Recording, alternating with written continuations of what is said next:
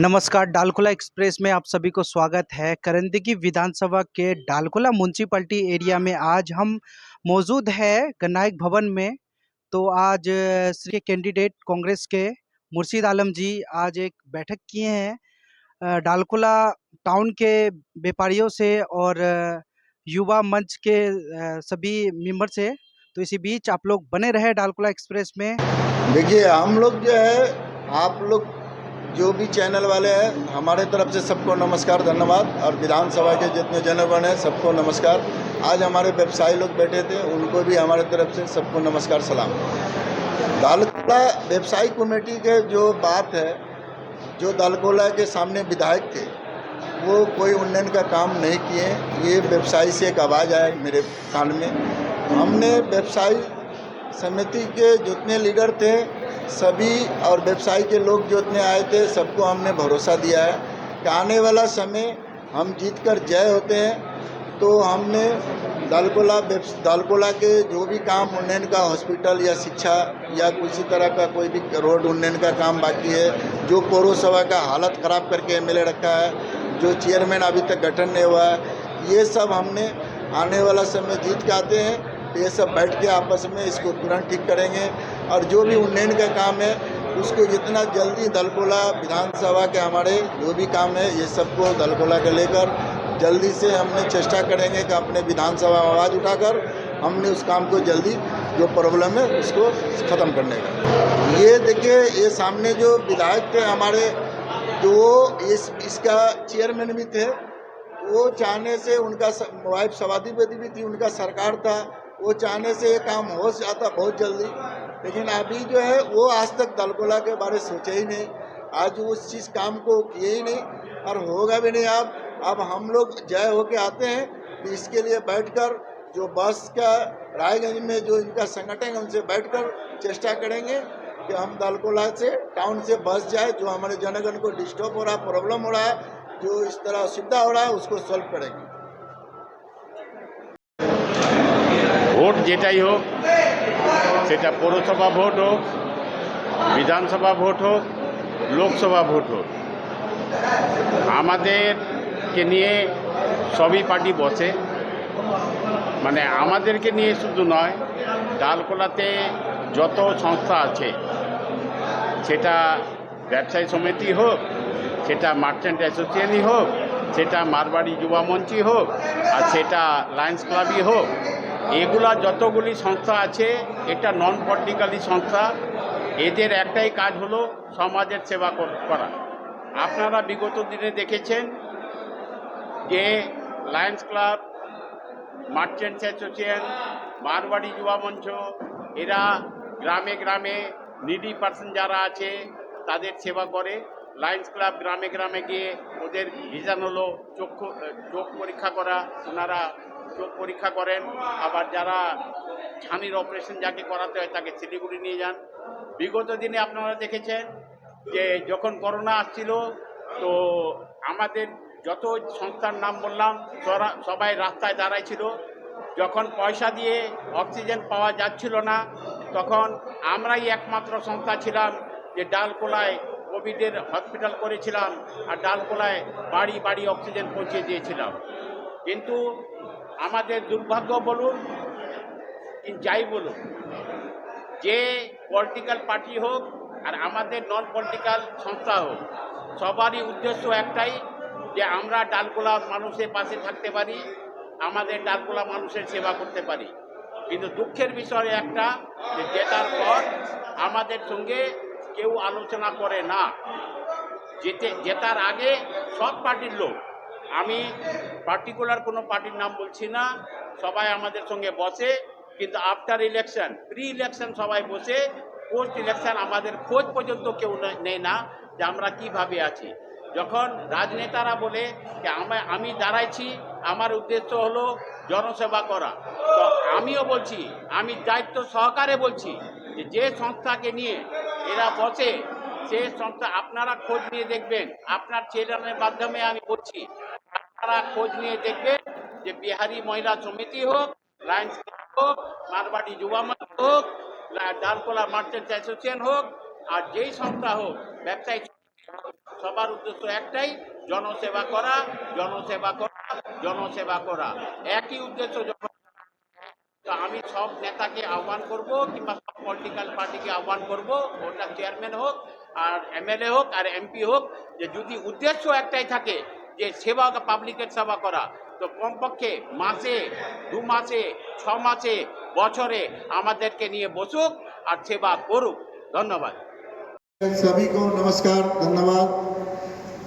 हम आप लोग से एक ही बात बताएंगे कि हम सबसे पहले आपके दालकोले का घर का लड़का है और अपना बारे में हम आप लोग को पहचान के लिए मेरे ख्याल से नहीं बोलना चाहिए कि हम कौन है, क्या है, नहीं है। आप लोग बेहतर जानते होंगे। सामने बहुत बड़ी एक लड़ाई है जो हम लोग एक राजनीति स्तर से जो हम लोग एक कैंडिडेट होकर लड़ रहे हैं। हम लोग सब दल के कैंडिडेट खड़ा हुए हैं यहाँ पर। आप लोग को मालूम है, सामने हम लोग सब मिलकर एक तृणमूल पार्टी करते थे। इससे पहले हम लोग कांग्रेस थे, कांग्रेस का बोर्ड था, सुभाष दाहिया का चेयरमैन साहब थे, बहुत अच्छा चेयरमैनशिप चलाए थे। घर का एक फैमिली में आपस में थोड़ा सा 5 भाई है तो थोड़ा बहुत मतभेद होते रहता है, तो उस तरीका से कुछ बात था, लेकिन फिर भी अच्छा से हम लोग सामने पौरसभा कांग्रेस के वोट के सामने चला था। उसके बाद हम लोग ने बीच में आपस में डेवलपमेंट के दालकोला के हित के लिए, करंदगी विधानसभा के हित के लिए हम लोग सोचे कि चलो भाई, सामने तृणमूल की गवर्नमेंट बंगाल में राज में आई है, कुछ डेवलप के लिए हम लोग ने उसमें पार्टी को, दल को ज्वाइन करके कन्वर्ट करके तृणमूल में किए, दालकोला के हित के लिए। इससे पहले हमारे मार्चेंट समाज से, व्यवसायी समाज से हम लोग बैठे थे जैन भवन में, जिस टाइम मनोदेव सिन्हा हमारे यहाँ के तृणमूल के विधायक हुए थे। उस टाइम बैठने के बाद तृणमूल में ही हम लोग थे।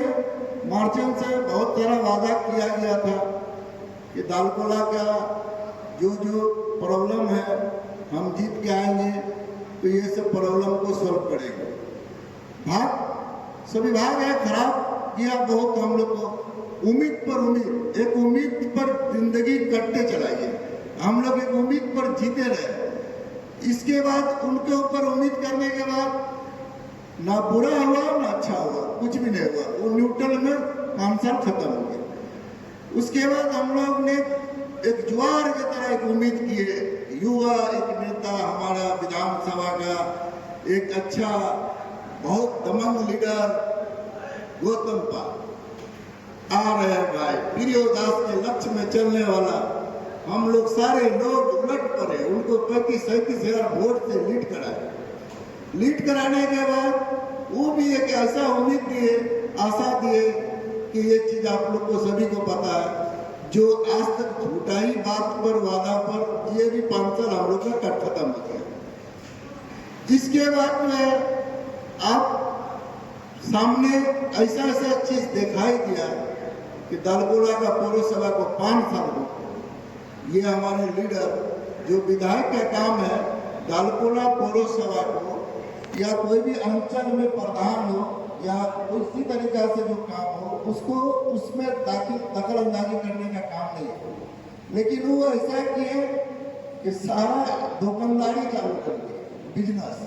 वो दालकोला के कुछ लीडर लोग हैं, आप लोगों को खुल के नहीं बता रहे। हम लोग उस पार्टी से जुड़े रहे, हम लोग सुने, हम आपको क्या बताएं। इतना दुख की बात है कि जिस आदमी के मुंह से सुनने के बाद अफसोस होता है, अहंकार इतना, ऐसा लीडर लाए हम लोग कि वो तो आदमी को इंसान नहीं समझता है।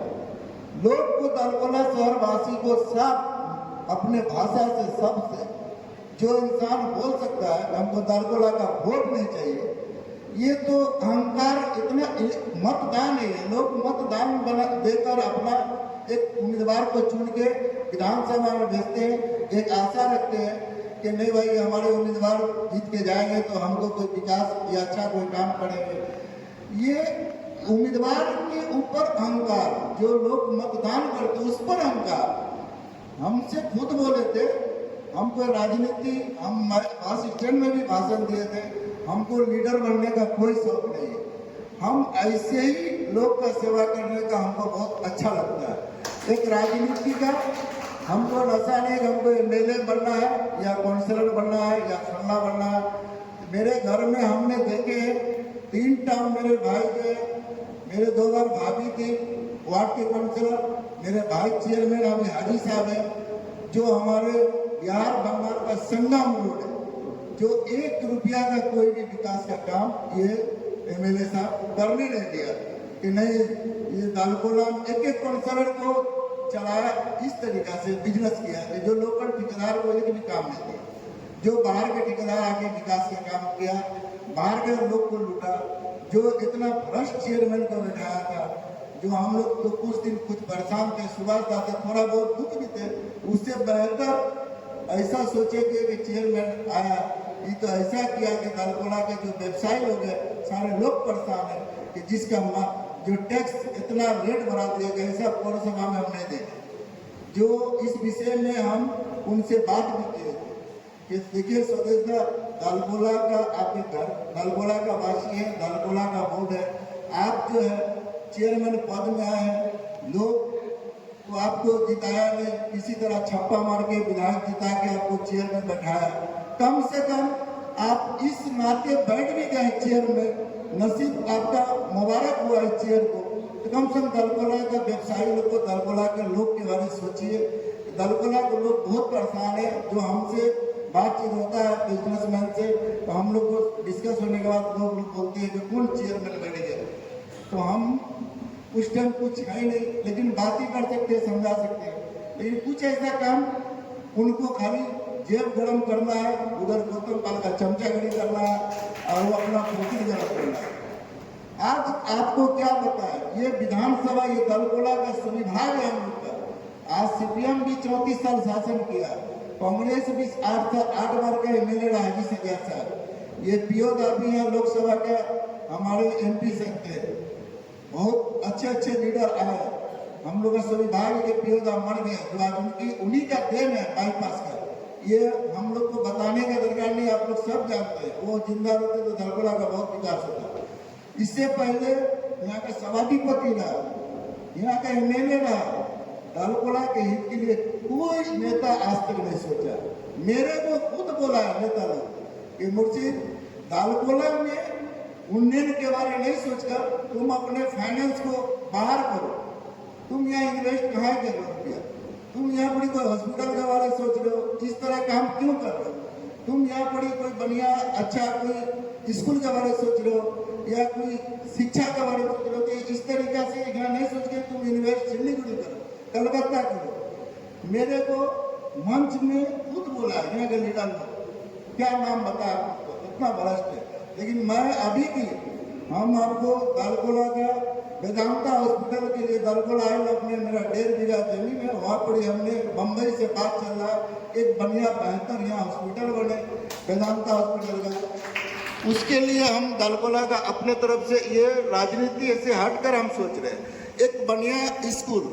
आपको राजेश निहार है, महबूब लोग, बहुत कुछ समाज के कुछ लोग हैं, हम लोग बात किए थे मीठू केटिया साहब से भी कि ऐसा किया जाए कि हम लोग एक आपस में मिलकर बढ़िया कि यहाँ स्कूल किया जाए, कि जिस स्कूल से शिक्षा हमारे जो बच्चा लोग बाहर पढ़ते हैं, जो यहाँ से बाहर जाते हैं, नहीं जाना पड़े, किसी को कष्ट नहीं हो, यहाँ पढ़े, यहाँ घर के बगल में रहे, यहाँ कोई अच्छा पार्क बने जिससे फैमिली लोग हमारे घूमने फिरने के लिए आए जाए, थोड़ा मन लगे।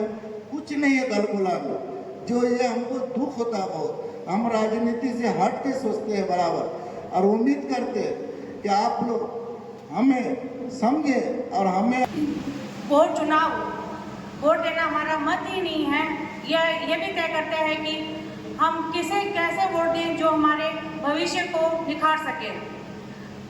हमें ऐसे प्रतिनिधित्व की आवश्यकता है जो नारों में नहीं हमारे विचारों को, जो भाषणों में नहीं हमारे कार्यों में, जो अभी चुनाव के समय ही नहीं हर वक्त हमारे लिए उपस्थित हो, ऐसे प्रतिनिधित्व की हमें आवश्यकता है। जो हमारे लिए कार्य करे, राष्ट्र के लिए कार्य करे। करंदी विधानसभा में 32 नंबर में हमारे कैंडिडेट है मुर्शिद आलम जी।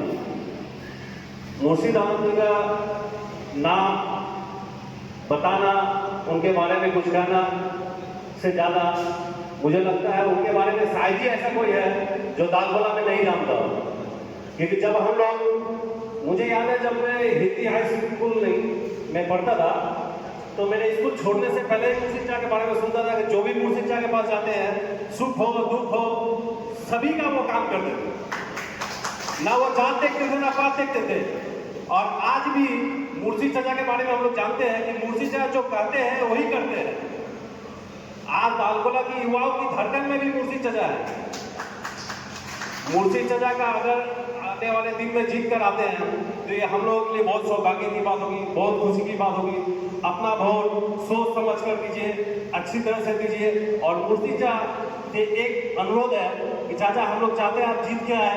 हम लोगों के जो एक बहुत समस्या है, जो ये मेरा अपना बोलने का है कि दालकोला में जो बस नहीं घुसता है, इससे मिडिल क्लास का परिवार को बहुत ज़्यादा दिक्कत हो रहा है। ऐसा अवस्था हो गया है कि आज बंधन उठाना है और बंधन चार्ट को खत्म नहीं होता है तो जागरण उठाना है, और जागरण जब खत्म नहीं होता है तो कुछ और लेके उसको पूरा करके दूसरा लोन उठाना है। और इसका सबसे बेसिक कारण हो गया आज बस का समस्या।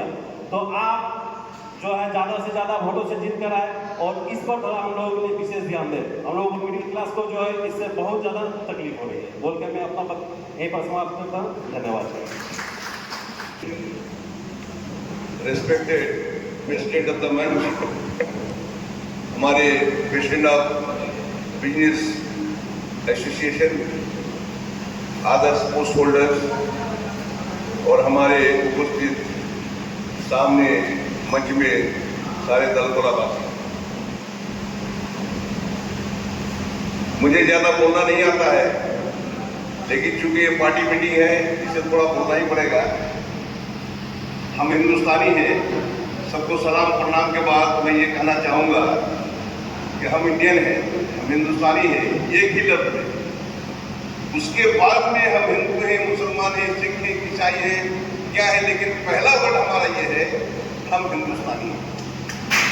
इसलिए हमारे संविधान में सबसे पहले बनने में ही लिखा हुआ है, India offers unity in diversity. विभिन्न रंग, विभिन्न जात, विभिन्न समाज, विभिन्न मजहब के होने के बावजूद भी एक वार्ड में हम हिंदुस्तानी हैं। इसलिए हम सब एक ही कौम के आदमी हैं, हमारा नेशन एक है, वो है इंडियन नेशन।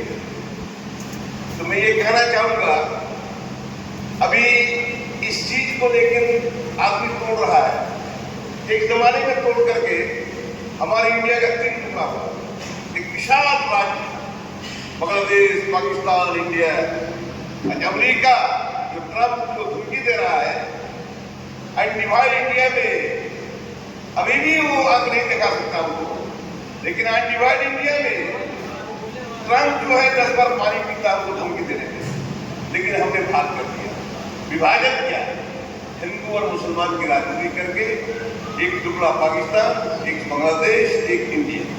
फिर दोबारा हम इस कोशिश में हैं कि हमारा देश जाति पाति में भाग हो जाए।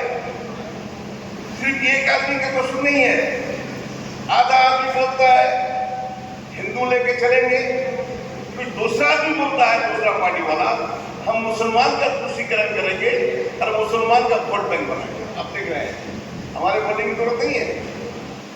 कुछ लोग हिंदू लेके चलना चाहता है, कुछ लोग मुसलमानों को अपने पॉकेट में वोट बैंक बनाना चाहता है। इस तरह से नहीं होगा। तो हमारे नेशनल लीडर, चाहे उनकी उम्र के एतबार से माने न माने, श्री राहुल गांधी जी ने एक जुमला कहा है, एक सेंटेंस कहा है, एक स्टेटमेंट किया है कि नफरत के बाजार में मोहब्बत की दुकान खोला। ये जुमला माने रखा है, चाहे वो कोई पार्टी का भी हो, लेकिन सही बात हुआ। हमको हिंदू लेके चलना है, मुसलमान लेके चलना है, ब्राह्मण लेके चलना है, दलित लेके चलना है, सबको लेके चलना है। हिंदू लेके चलना है, मुसलमान लेके चलना है, ये हमारा हिंदुस्तान है। और ये लेके चला हमारे गांधी जी, हमारे नेताजी सुभाष चंद्र बोस जी हिंदुस्तान अखंड हिंदुस्तान को आजाद कराने के लिए क्या क्या नहीं किया। कस्तूरबा गांधी जो हमारे गांधी जी के वाइफ स्त्री थी, वो हिंदुस्तान की आजादी की लड़ाई लड़ते जेल में बैठी। हमारे गांधी जी क्या दुख उठाया, सुभाष चंद्र बोस जी ऐसा पता नहीं चला उनकी जिंदगी बारे में। एक पका पकाया खीर, एक पका पकाया हिंदुस्तान, एक बना बनाया हिंदुस्तान हमको मिला है। उस हिंदुस्तान को विभाजन की राजनीति करके हम खेल रहे हैं, नहीं, गलत बात है। हिंदू, मुसलमान, सिख, ईसाई हम सब हिंदुस्तानी हैं और हिंदुस्तान को लेकर चलता है। तो हम तो यही कहेंगे, हम नेशनल पार्टी करने वाले हैं। हमारे कांग्रेस के कैंडिडेट जो है मुर्शिद बाबू हैं, जिनके बारे में कहा गया है इंसान के सुख दुख में वो खड़े होते हैं। अभी कोरोना के टाइम में कितना जो अनाज, कितना रुपया, कितना चीज उन्होंने बांटा है, रबुल्लावासी गवाह है। अब उनको देखिए, वो दबंग इंसान है, दबंग के सामने दबंग चाहिए, वो दबंग इंसान है। आपके सुख दुख में आपके घर में खड़ा होगा, आपका काम बनेगा। हार जीत एक अलग चीज है, लेकिन आप अगर उनको चाहे जिता सकते हैं, अपना चाहे नहीं जिता सकते हैं।